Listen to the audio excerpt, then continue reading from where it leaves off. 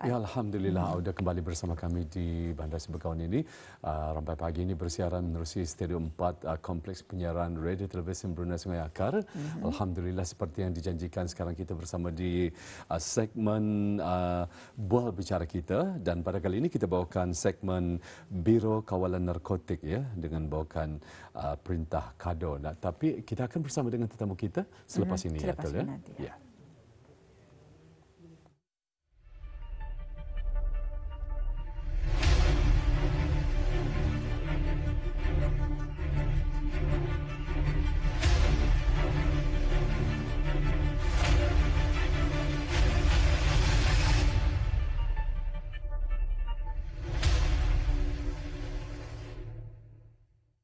Baik, yang akan kita bawakan pada pagi ini segmen Biro Kawalan Narkotik, tajuk yang akan kita perjelaskan untuk sama-sama kita ni mengetahui itu perintah karo, dan kita akan bersama tetamu undangan kita yang mulia Awang Tuan Awang Haji Aminuradin bin orang kaya Maharaja Dinda, iaitu Haji Zaman, Ketua Pegawai Narkotik 2, dan ini yang akan kita bawakan pada pagi ini ya, untuk mengetahui lebih lanjut lagi mengenai dengan perintah karo.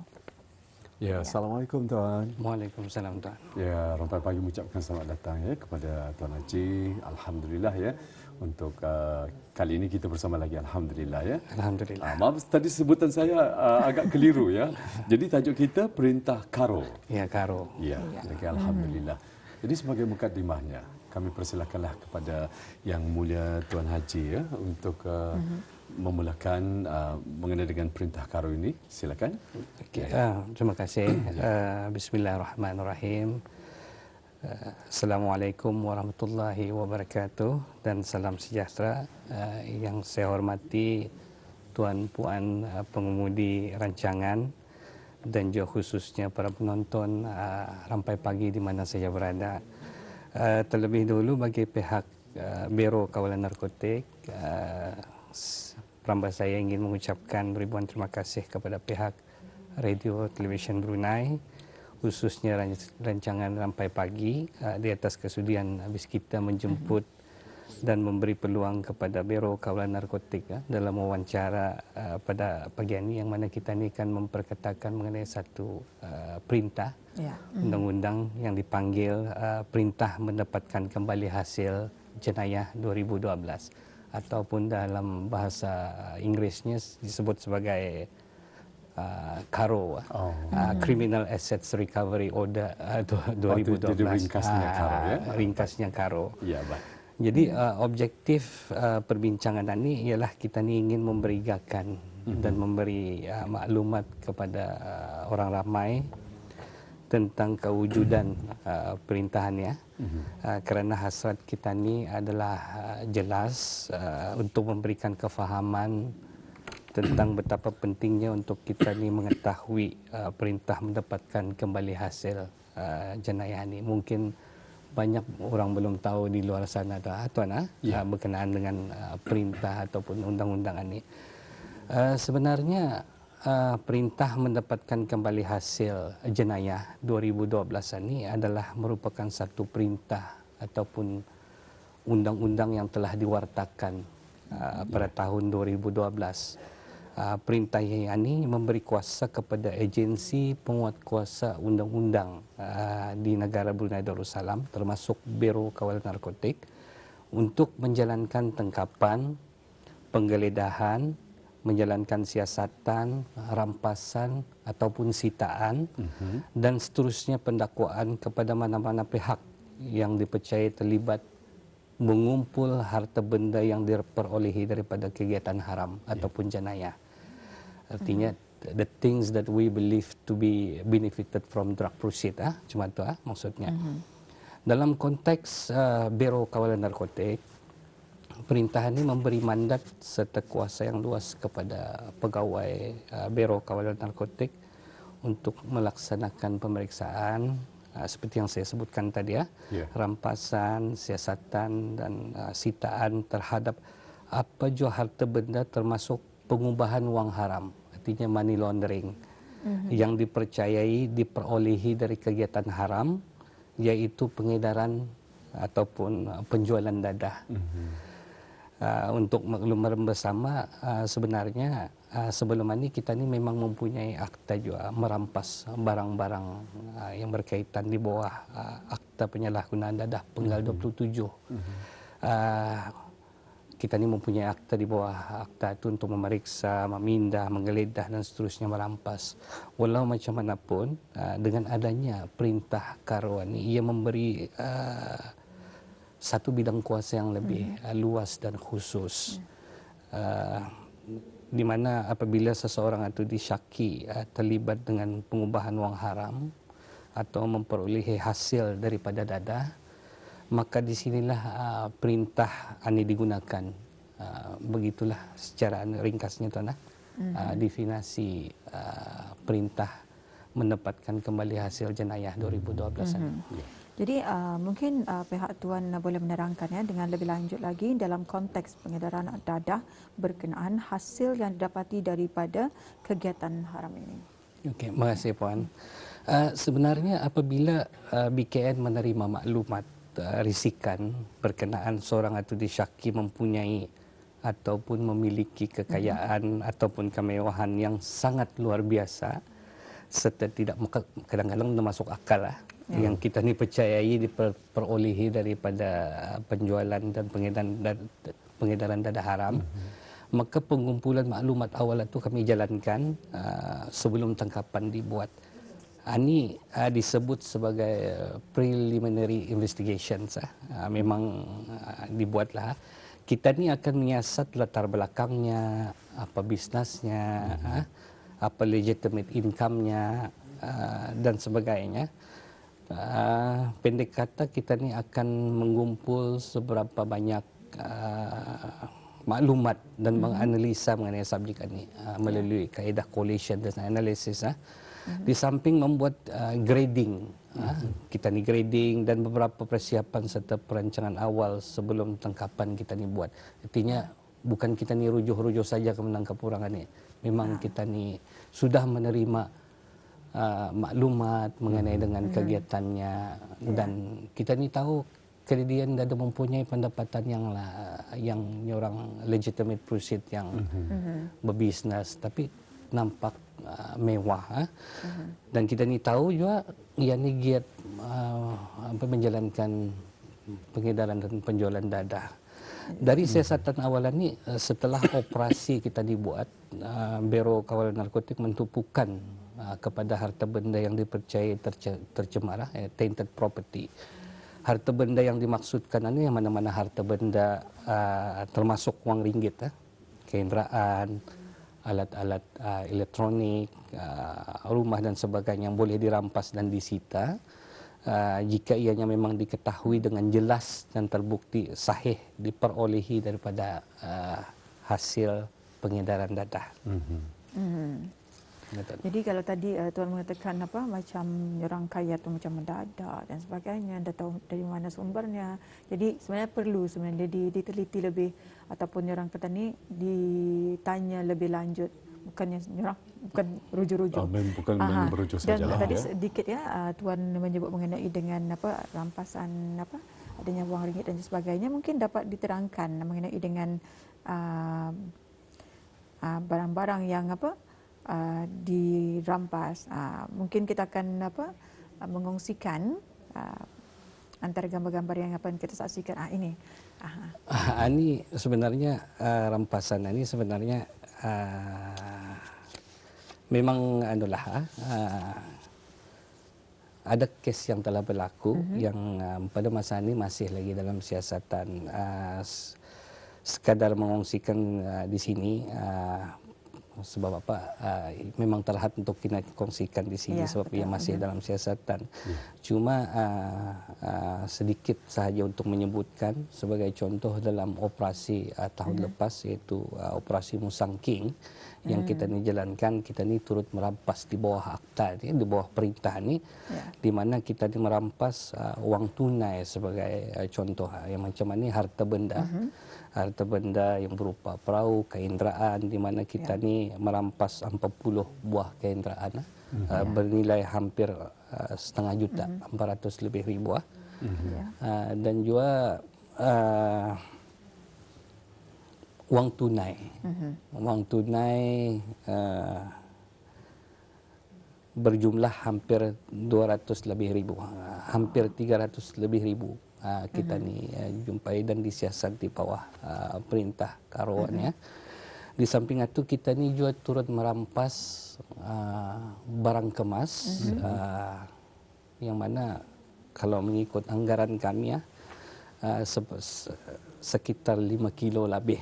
5 kilo dan 100.08 gram yang bernilai hampir setengah juta juga.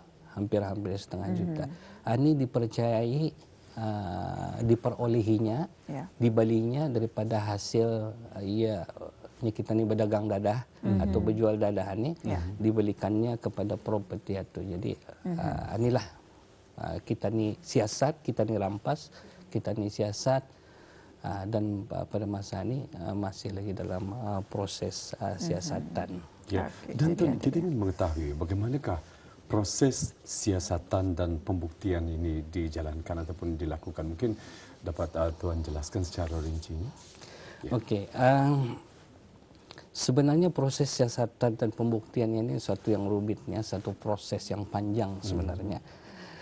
Setelah berlakunya tangkapan, proses siasatan akan bermula, maksudnya kertas penyiasatan Karo akan dibuka.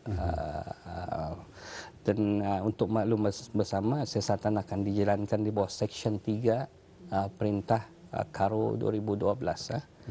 Dalam proses ataupun kitaran siasatan ini ada dua faktor utama yang dilihat sebagai kita ni fundamental elements yang dilihat oleh pegawai penyiasat dalam menjalankan satu siasatan tersebut. Yang pertama ialah elemen yang dipanggilnya mens rea.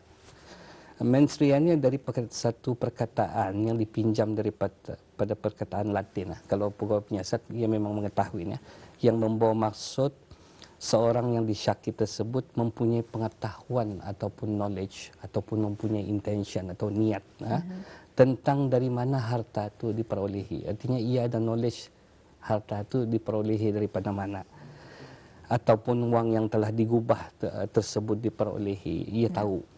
Maksudnya bahasa mudahnya ia tahu dari mana datangnya usin itu ataupun harta benda itu.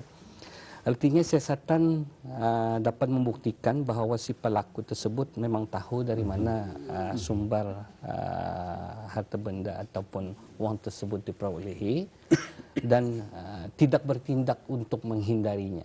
Artinya sengaja melakukan. Artinya ada pengetahuan. Manakala elemen kedua yang turut diberi perhatian ialah actus rea. Artinya kami melihat daripada sudut actus rea-nya juga daripada perkataan Latin yang membawa maksud si pelaku memang didapati sah melakukan secara perbuatan. Artinya ia ada physical act. Perbuatan ini termasuklah menyembunyikan hasil jenayah ataupun kita ni concealed proceed of crime atau memberi pertolongan atau bersubahat, render assistance. Selain daripada dua elemen itu tadi yang disebutkan tadi, pegawai penyiasat juga akan mengambil keterangan OKT ni, orang yang ditangkap ini, dan menganalisa sumber pendapatan mereka yang sah. Artinya kita ni perlu bersikap adil juga. Kita ni dari pelbagai sudut kita ni lihat, pelbagai aspek kita ni lihat, berbisnes kaya dan sebagainya, dan kita juga akan menganalisa sumber pendapat mereka yang sah, dan hal ini OKT juga akan diserahkan notis di bawah Seksyen 102 Perintah Karo 2012 untuk memberikan pengakuan berkanun, statutory declarations. Melalui SD ini, yang kami panggil SD ini, statutory declaration ini, pegawai penyiasat akan membuat analisa. Sudah terkumpul yang memberitahu ani income-nya, ani pendapatannya. Jadi kita ni akan membuat yang dipanggilnya Concealed Income Analysis, CIA, dari analisa ni siasatan ini akan dapat menjelaskan dari mana sumber diperolehan, dan jika kekayaan yang dimilikinya melebihi daripada kemampuan serta tidak dapat dijelaskan, unexplained wealth, maka dengan ini sendiri dia dapat menguatkan bukti-bukti bahawa kegiatan pengubahan wang haram ataupun memperolehi harta benda daripada hasil jenayah ini telah berlaku. Ini khususnya bagi yang kita ni tangkapan adalah terlibat dengan pengedaran dan penjualan dada. Ya. Jadi di sini Tuan, bagaimana proses pendakwaan kes-kes di bawah perintah mendapatkan semua hasil jenayah ini dan apakah hukuman yang boleh dikenakan? Okey. Terima kasih Puan. Sebenarnya proses pendakwaan ini unik sedikit perintah Karo ini. Sebenarnya penyiasatan di bawah perintah ini merupakan satu proses yang panjang seperti yang diterangkan tadi, dan memerlukan siasatan yang terperinci sehinggalah hokiti atau si pelaku tersebut dapat kita didakwa. Setiap hasil siasatan memang kita dihadapkan dan diteliti oleh pejabat peguam negara, di mana pihak Timbalan Penasihat Undang-Undang atau DPP Deputy Public Prosecutor akan memberi nasihat dan panduan dari masa ke semasa. Ada 3 cara dilakukan dalam proses kita ni mendakwa ni. Yang pertama di bawah Seksyen 3 Karo 2012, ia memberi peruntukan bagi mendakwa pengubahan wang haram, ini money laundering. Ini bererti mana-mana yang dituduh akan dibawa ke mahkamah. Setelah kita ni siasat, terbukti ada unsur mens rea atau actus rea dan kita ni ada dokumen-dokumen pembuktian yang lain, kita ni bawa ke mahkamah, dibicarakan, dan jika sabit kesalahan boleh didenda tidak melebihi RM500,000 Brunei, atau penjara tidak melebihi 10 tahun atau kedua-duanya sekali. Itu cara yang pertama. Yang kedua, di bawah Seksyen 83-1 Perintah Karo 2012, jika penyiasatan dapat membuktikan secara padu ataupun kita ni mempunyai solid evidence, maka seorang itu boleh dihadapkan ke mahkamah dengan menggunakan kaedah yang dipanggilnya non-conviction based forfeiture. Maksudnya, artinya harta benda yang disita tersebut boleh dirampas dengan hanya cukup sekadar pembuktian melalui siasatan kami, affidavit, dan difilekan dan seterusnya akan menghadapkan kepada pihak mahkamah tinggi ataupun high court untuk tujuan kebenaran perlucut hakkan harta benda ataupun wang tersebut. Jika mahkamah tinggi berpuas hati bahawa ianya benar-benar harta yang tercemar ataupun harta daripada hasil yang haram, maka kebenaran perlucut hakkan akan diberikan melalui kaedah non-conviction based forfeiture. Dan yang ketiga, di bawah Seksyen 84-1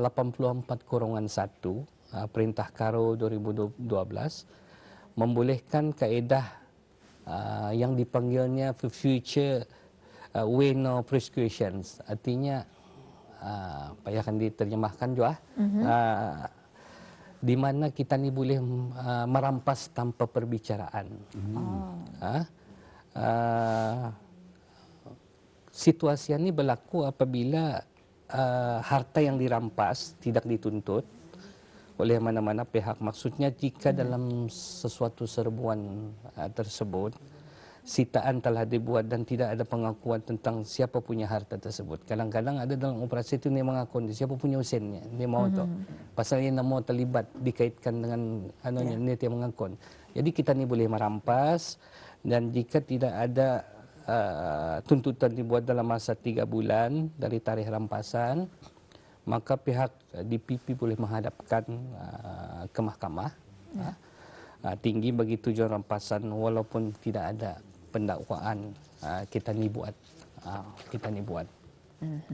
Itulah kaedah-kaedah yang kita ni gunakan dalam proses pendakwaan. Baik Tuan, memandangkan masa kita amat terhad sekali ya. Ya. Jadi mungkin apakah saranan daripada Biro Kawalan Narkotik sendiri mengenai dengan perkara ini sedikit Tuan Okey, terima kasih Tuan. Maaf ya memandangkan masa kita tidak izin. Harapan Biro Kawalan Narkotik adalah jelas Tuan. Ya. Agar orang ramai tidak akan melibatkan diri baik secara langsung ataupun tidak langsung ataupun bersubahat memberi bantuan dengan apa jua aktiviti penyalahgunaan dan pengedaran dadah haram serta pengubahan wang haram dan mendapatkan faedah daripada hasil haramannya. Kerana ia boleh menyebabkan seseorang atau didakwa di bawah perintah mendapatkan kembali hasil jenayah 2012 iaitu perintah karo dan juga di bawah Akta Penyalahgunaan Dadah Penggal 27 itu sendiri ya. Kita ni semua sedar bahawa mendapatkan hasil dari cara haram bukan sahaja salah dari segi undang-undang di negara Brunei Darussalam ini, malahan turut dikeji dari sudut agama kita ni, agama Islam. Kita ni sangat mengecam dan tidak boleh bertoleransi sama sekali kepada mereka yang menikmati kekayaan dan gaya hidup mewah hasil pengedaran dadah yang sudah tentunya berlaku atas penderitaan orang lain. Betul. Banyak orang rusak olehnya. Mereka ini sudah jelas-jelas telah merosak masyarakat dan bangsanya sendiri. Keadaan ini tidak dapat kita ni terima sama sekali. Ya. Walaupun kes-kes yang berlaku di negara ini masih lagi dalam keadaan terkawal, akan tetapi kita ni perlu sentiasa berwaspada dan tidak mengambil mudah.